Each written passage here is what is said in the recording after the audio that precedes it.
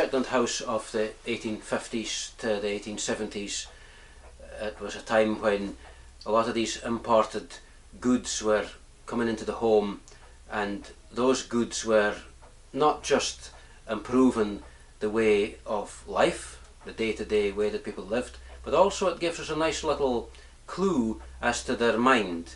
It shows us that these were aspirational people. They wanted to not show off, that's not the right way to put it, but they were trying to say, look, we're not living like our ancestors did, we're trying to make things a little bit better, a little bit more decorative perhaps. And a great way to look at that is to look at two things here in the Craft Museum. There's this press here, and then the unit to the right that I'll show you in a moment. And this press here, this is where they kept what they called the lem. And the lem is a Scottish word, as opposed to a word that goes back in Shetland for many, many centuries. And that's because, of course, farther back in time in Shetland, people tended to use wooden vessels, which had been made either locally or more likely imported from Norway, what we call a cap. And a cap was a wooden bowl of any kind, and a Norwa cap was one that had been made in Norway.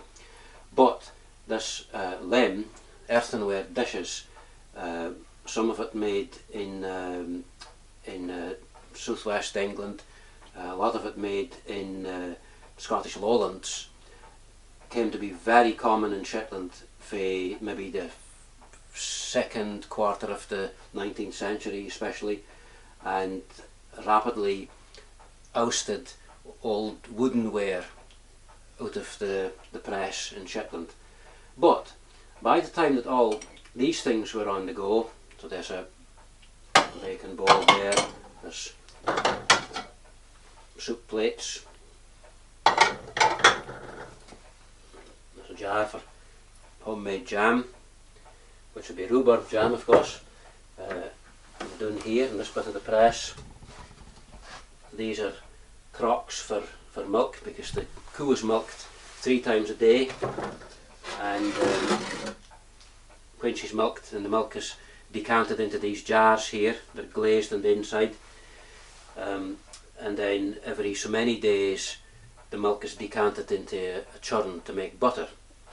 Now all these items here, earthenware and stoneware vessels, by the middle of the 19th century, even those which were an improvement on the old way of doing things, which was wooden vessels for a lot of these activities, they'd been replaced or supplemented by the items that you can see here. Now you can see this is much finer ware. There's nice decorative transfer print things here. They've got all these different underglaze patterns on them, dark blue, light blue.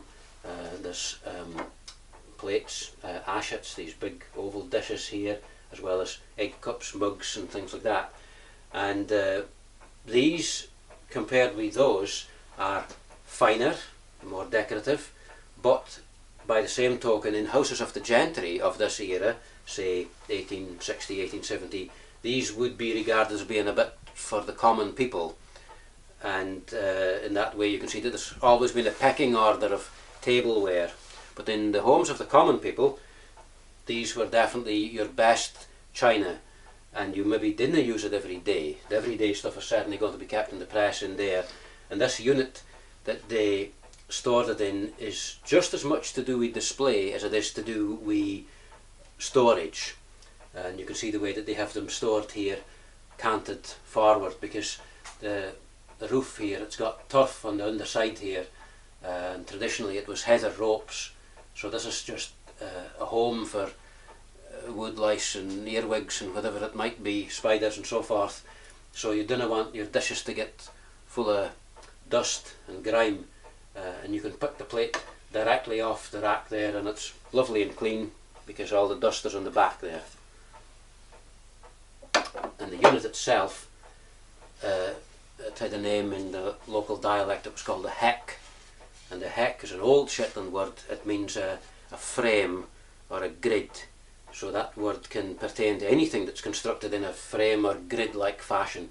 And in this particular instance, this is a lem hack, so it's a storage grid, storage shelving for crockery.